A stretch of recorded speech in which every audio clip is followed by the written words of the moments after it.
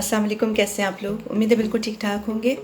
और इस वक्त हो रहे हैं रात के 12:30 और ये वीडियो मैं बना रही हूँ बहुत सारी कुछ रिक्वेस्ट पर जो काफ़ी दिन से तो आ रही थी, लेकिन आज एक साथ जब 2-3 रिक्वेस्ट आई हैं तो मैंने सोचा कि चलें थोड़ी सी ये वीडियो उस पर भी बना लेते हैं। आज यूट्यूब के चैनल पे एक तो बहुत डिटेल कमेंट थे कुछ, और कुछ मैसेजेस थे, कुछ कॉल्स थी कि जो लोग वॉइस ओवर सीखना तो चाहते हैं लेकिन ट्रेनिंग नहीं कर सकते। कोशिश मेरी पूरी है 2 साल से कि मैं कुछ ऐसी आपको गाइडेंस दे सकूं कि जो कुछ आपको हेल्प कर सके, क्योंकि ऑनेस्टली स्पीकिंग से वीडियोस देखकर बड़ा मुश्किल होता है कि आप बिल्कुल ट्रेंड हो जाएं, लेकिन आपको आइडिया ज़रूर मिल सकता है। तो ऐसे ही है कि कुछ बेसिक टिप्स ऐसी होती हैं कि जो सिर्फ यूट्यूब वीडियोस अगर आप बनाते हैं या कोई छोटी मोटी वॉइस ओवर करते हैं तो उसमें आपको ये बेसिक हेल्प करेगी। तो आज उस पर मैं ये वीडियो बना रही हूँ, होपफुली कि आपको इससे मदद मिलेगी अगर आप ट्रेनिंग नहीं ले सकते। तो बेसिक टिप की बात हो रही है, एक स्क्रिप्ट भी ले लूँ।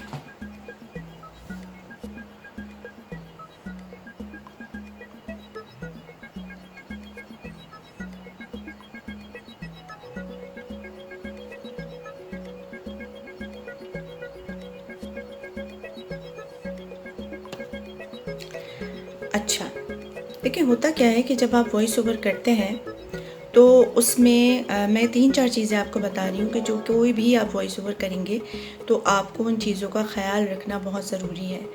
उनमें एक होता है पॉज, एक होता है स्ट्रेस, एक होता है एक्सप्रेशन, एक है बॉडी लैंग्वेज, और फिर आपकी वेरिएशन आ गई, टोन आ गई, पिच, पेस। ये सारी चीज़ें जब आप लेकर चलते हैं तो एक अच्छी वॉइस ओवर होती है। तो आज मैं आपको बेसिक बता देती हूँ। Pause, stress, variation, body language, ये 4 चीज़ें मैं आपको बता रही हूँ और इसको ध्यान से सुनिएगा। आप कोई भी वॉइस ओवर करेंगे तो इन चीज़ों का अगर आप ख्याल रखेंगे तो आपकी वॉइस ओवर जो है वो अच्छी होगी। पॉज क्या होता है कि जब भी आपके पास कोई स्क्रिप्ट आता है तो वो जाहिर है कि या तो 1 पेज का होगा, पैराग्राफ होगा, डॉक्यूमेंट्री है तो बहुत सारे पेजेस की होगी। तो हर स्क्रिप्ट में बहुत सारे जुमले होते हैं और हर जुमला, जुमलों की भी एक क्या कहेंगे, उसकी भी एक, कोई बहुत तवील जुमले होते हैं, कोई शॉर्ट होते हैं। तो जो शॉर्ट जुमले होते हैं उसमें एक आध पॉज काफ़ी होता है, लेकिन अगर कोई लंबा जुमला है तो उसमें आपको एक से ज़्यादा भी पॉजेज़ लेने पड़ सकते हैं। पॉज क्या होता है कि हर जुमले में 2-3 जगह ऐसी ज़रूर होती है कि जहाँ पर आपको रुकना चाहिए। रुकना यानी आपने पॉज दिया और आप आगे बढ़ गए। पॉज देने का मतलब ये नहीं होता कि आप उस जगह रुक ही गए और फिर बड़ा अपना टाइम लेके और फिर आप आगे बढ़े, ऐसा नहीं है। आप वहाँ रुके और रुक के आप आगे बढ़ भी गए, और अगर आप बहुत ज़्यादा प्रैक्टिस में आ चुके हैं तो जिस जगह आप रुके थे उस जगह आप सांस लेके भी निकल गए और किसी को पता भी नहीं चला। आपकी भी सांस आ गई, पॉज भी हो गया, और फिर आपके जुमले में एक बहुत ही फ्लो आ जाता है। अगर पॉज के बगैर आप पढ़ें, बहुत सारे लोगों की रीडिंग स्पेस बहुत ज़्यादा अच्छी होती है, पर मेरी तो नहीं है इतनी, लेकिन फिर भी जिनकी अच्छी होती है और वो अगर एक सांस में 3 जुमले भी पढ़ सकते हैं तो ये कोई बहुत अच्छी बात नहीं है वॉइस ओवर में। वॉइस ओवर में बग़ैर पॉजेस के पढ़ने को वॉइस ओवर नहीं कहा जाता, वो रीडिंग होगी। और रीडिंग, एक अच्छी रीडिंग में भी पॉजेस होते हैं, ऐसा नहीं है कि रीडिंग में पॉजेस नहीं होते हैं। तो पॉज बहुत ज़रूरी होता है। फिर ये स्ट्रेस क्या होता है कि हर जुमले में 2-3 वर्ड्स ऐसे ज़रूर होते हैं कि जो इम्पॉर्टेंट होते हैं, उस पर आपने ज़ोर देना होता है। फिर वही बात हो गई कि ज़ोर देने का मतलब ये नहीं है कि उस वर्ड को आप इतना जमा के बोलें कि सुनने वाले को पता चल जाए कि ये इस वर्ड पे ज़ोर दे रहा है।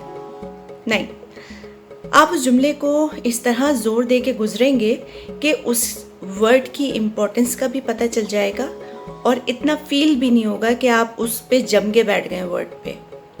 तो ये होता है स्ट्रेस। नॉर्मली जो स्ट्रेस होते हैं, स्ट्रेस वाले जो वर्ड्स होते हैं वो उस टॉपिक से रिलेटेड ही होते हैं। कभी भी जो लिंक्स वाले वर्ड्स होते हैं ना, का, की, के, या फिर है, या फिर हैं, ये वो वर्ड्स नहीं है जिन पे स्ट्रेस दिया जाए। नॉर्मली जो नए नए स्टूडेंट्स होते हैं वो इन्हीं वर्ड्स पे स्ट्रेस देते हैं या आखिरी जुमले में 3 वर्ड्स जो हैं संभाल के रख लेते हैं कि इसको मैंने स्पेशली बोलना है। शुरू में आप रेलगाड़ी की तरह गुजर गए और आखिरी 3 वर्ड को आपने बड़ी स्पेशली बोल दिया, तो ये अच्छी बात नहीं, ये स्ट्रेस नहीं है, ये गलत स्ट्रेसेस है। पॉज हो गया, स्ट्रेस हो गया। और क्या कहा था मैंने आपसे? एक्सप्रेशंस और बॉडी लैंग्वेज दोनों कनेक्टेड है। अगर फ़र्ज़ किया कि मैं कुछ पढ़ रही हूँ और मैं बिल्कुल इस तरह बैठ के रोबोट की तरह पढ़ती रहूँ, तो मेरी आवाज़ में वो बात नहीं आएगी जो वॉइस ओवर में होनी चाहिए। एक्सप्रेशन के बगैर वॉइस ओवर डेड होती है। अब वो एक्सप्रेशन कोई भी हो सकता है। एक्सप्रेशन का मतलब ये नहीं है कि कोई बहुत ही मज़े की चीज़ है तो आप वो एक्सप्रेशन देंगे। एक्सप्रेशन हर फीलिंग में देना होता है, चाहे वो खुशी हो, चाहे वो सैड कोई बात हो, चाहे वो एग्रेशन हो, चाहे वो एक्साइटमेंट हो, ये सारे एक्सप्रेशंस होते हैं। और उसमें क्या है, खुशी की बात है अगर, तो हम उसमें हंस नहीं सकते। दुख की बात है तो हम उसमें रो नहीं सकते।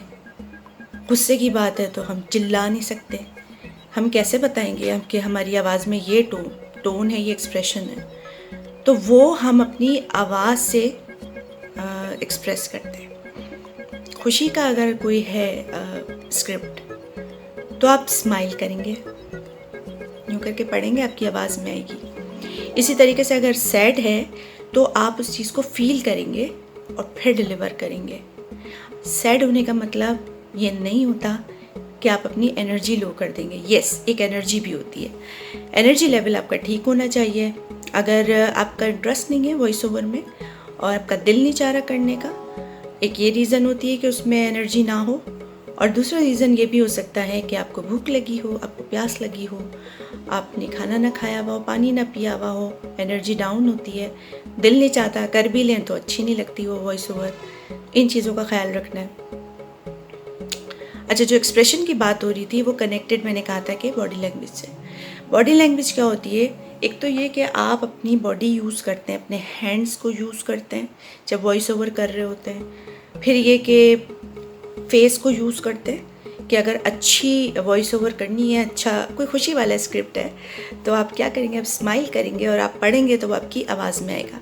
सुनने वाला आपकी शक्ल नहीं देख रहा, उसको आपकी आवाज़ सुनाई दे रही है, तो आवाज़ में वो बात आ जानी चाहिए जो आप डिलीवर करना चाहते हैं। इसी तरीके से खड़े होकर जो आप वॉइस ओवर करते हैं वो कुछ और होती है, बैठ के करते हैं कुछ और होती है। खड़े होकर ज़्यादा अच्छी वॉइस ओवर होती है।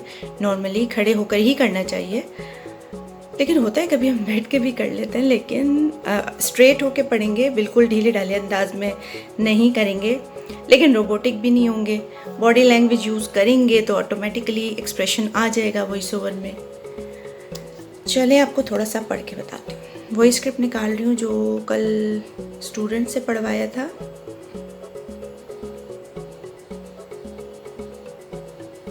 अगर तो इस वक्त मैं अपने टाइम के हिसाब से और इस वक्त जो मेरी अपनी फीलिंग्स है उस हिसाब से अगर मैं पढ़ूँ तो मैं आपको पढ़ के बता देती हूँ। चीन का हाइपरसोनिक मिसाइल तजुर्बा, अमरीकी इंटेलिजेंस हैरान रह गई।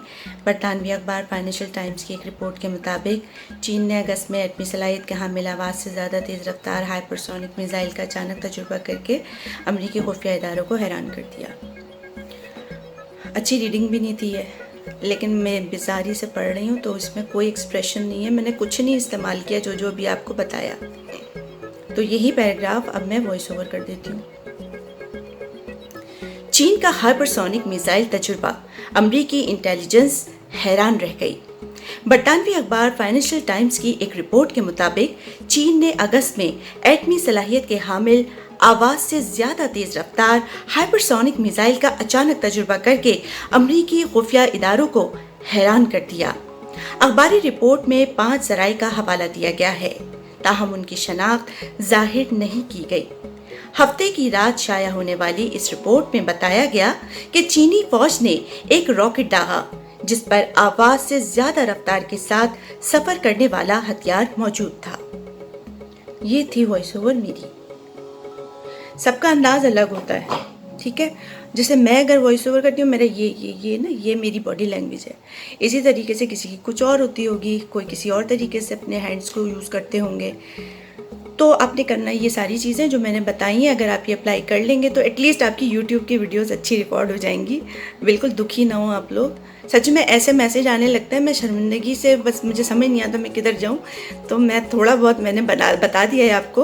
और अगर मेरे पिछले 2 साल के आप लोग व्लॉग्स देख लें तो उसमें करियर गाइडेंस के हवाले से, वॉइस ओवर की इंडस्ट्री के हवाले से, वॉइस ओवर करियर के हवाले से, अर्निंग के हवाले से, मोबाइल रिकॉर्डिंग के हवाले से, माइक्स के हवाले से आपको बहुत सारे व्लॉग्स मिलेंगे। तो पहले आप उसको ढूंढें, उसको देखें और उसके बाद फिर आप थोड़ा दुखी हुआ करें, क्योंकि आज मुझे जो मैसेजेस मिले एक चीज़ आपको बता दूं भाई, मेरे चैनल पे ना आप वो ना तलाश किया करें कि मैंने कोई चैनल खोला है वहाँ कुछ सिखाने के लिए नहीं खोला। वो मैंने खोला है कि मेरे पास एक प्लेटफॉर्म है और मैं क्योंकि मीडिया की बंदी हूँ, मैंने पूरा करियर अपना वीडियो प्रोडक्शन में गुजारा है, तो वही काम मैं करती हूँ अपने शौक़ के लिए, अपनी सेटिस्फैक्शन के लिए। क्योंकि जो जर्नलिस्ट होता है ना वो रिटायर नहीं होता कभी, और उसके अंदर से वो जर्नलिज्म जाती नहीं है मरते दम तक। तो वो काम मैंने करना होता है, वो अपने प्लेटफॉर्म पे करती हूँ। फिर ये कि अपनी क्लास की वीडियोस डाल देती हूँ, उससे जो मेरे स्टूडेंट्स आ रहे हैं ना मेरे पास, तो उनकी प्रमोशन हो रही होती है। एक्चुअली मेरा मकसद सिखाना नहीं होता, आप लोगों को प्रमोशन करना होती है अपने स्टूडेंट्स की। तो उन वीडियोज़ को लाइटर ही लिया करें आप लोग, सीखने के लिए ना आया करें उस वीडियोज़ पे। तो जहाँ पे आपको लगे कि सीखने का मटेरियल है, वो अगर आप सीखने आए तो आप वही वीडियो देखें, सारी ना देखें आप। तो बस कोशिश किए कि आपको थोड़ी सी टिप्स दे दूँ, इनको अप्लाई करें, इंशाल्लाह आपकी वॉइस ओवर थोड़ी बेहतर हो जाएगी। सी यू नेक्स्ट टाइम।